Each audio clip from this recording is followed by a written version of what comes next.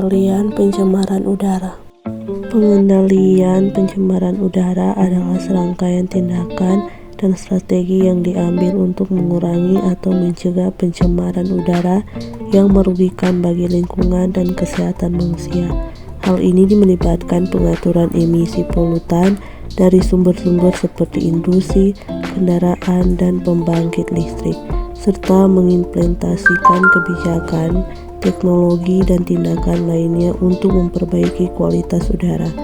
Tujuannya adalah untuk menjaga udara tetap bersih, melindungi manusia dan ekosistem, serta menciptakan lingkungan yang sehat dan berkelanjutan. Selanjutnya, faktor penyebab pencemaran udara. Pencemaran udara disebabkan oleh beberapa faktor, antara lain yakni yang pertama faktor alam atau internal yang bersumber dari aktivitas alam seperti abu yang dikeluarkan akibat letusan gunung berapi, gas-gas vulkanik, debu yang berterbangan di udara akibat tiupan angin, dan bau yang tidak enak akibat proses pembusukan sampah organik. Selanjutnya, faktor manusia atau eksternal yang bersumber dari hasil aktivitas manusia seperti hasil pembakaran bahan-bahan fosil dari kendaraan bermotor, bahan-bahan buangan dari kegiatan pabrik industri yang memakai zat kimia organik dan anorganik, pemakaian zat-zat kimia yang disemprotkan ke udara, pembakaran sampah rumah tangga, dan pembakaran hutan. Zat-zat pencemaran udara.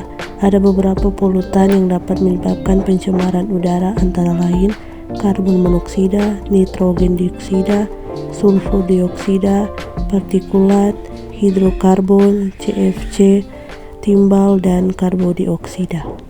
Sekarang kita masuk pada dampak pencemaran udara. Yang pertama ada pernapasan jadi terganggu. Dampak pencemaran udara dari asap kendaraan, asap pabrik, asap rokok, dan lain-lain bisa memicu terjadinya gangguan pernapasan seperti asma, ispa, dan kanker paru-paru. Selain itu, pencemaran udara juga bisa berakhir pada berkurangnya kadar oksigen di dalam tubuh manusia. Yang kedua, mengganggu jalannya oksigen yang ada dalam darah.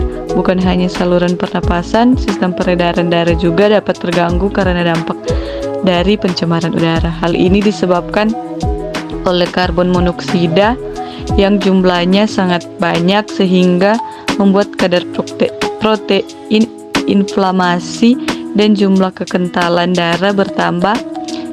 Itulah yang memicu radar pembuluh darah yang bisa mengakibatkan penyakit kardiovaskular. Pemanasan global. Salah satu dampak pencemaran udara adalah peningkatan pemanasan global. Akibatnya suhu udara di seluruh dunia jadi bertambah, permukaan laut meninggi, dan membuat banyaknya es di daerah yang dingin lebih cepat mencair. Kondisi ini juga bisa mengakibatkan berkurangnya tempat tinggal untuk sebagian spesies tumbuhan dan hewan di berbagai negara, memicu keguguran dan autisme. Bagi ibu hamil, populasi udara juga sangat membahayakan diri dan janinnya.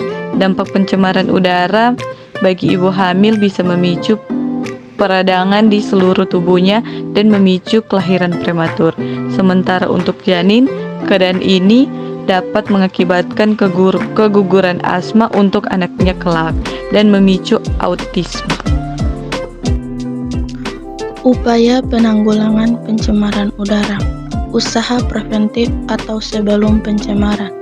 1. Mengembangkan energi alternatif dan teknologi yang ramah lingkungan. 2. Mensosialisasikan pelajaran lingkungan hidup atau PLH di sekolah dan masyarakat. 3. Mewajibkan dilakukan AMDAL atau analisis mengenai dampak lingkungan bagi industri atau usaha yang menghasilkan limbah. 4. Tidak membakar sampah di pekarangan rumah.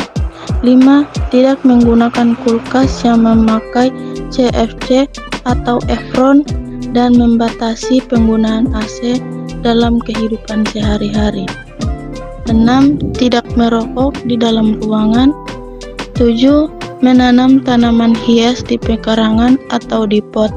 Usaha kuratif atau sesudah pencemaran. Yang pertama, menggalang dana untuk mengobati dan merawat korban pencemaran lingkungan. Yang kedua, kerja bakti rutin di tingkat RT RW atau instansi-instansi untuk membersihkan lingkungan dari polutan.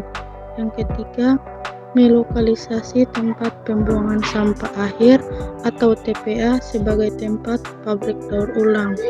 Yang keempat, menggunakan penyaring pada cerobong-cerobong di kilang minyak atau pabrik yang menghasilkan asap atau celaga penyebab pencemaran udara.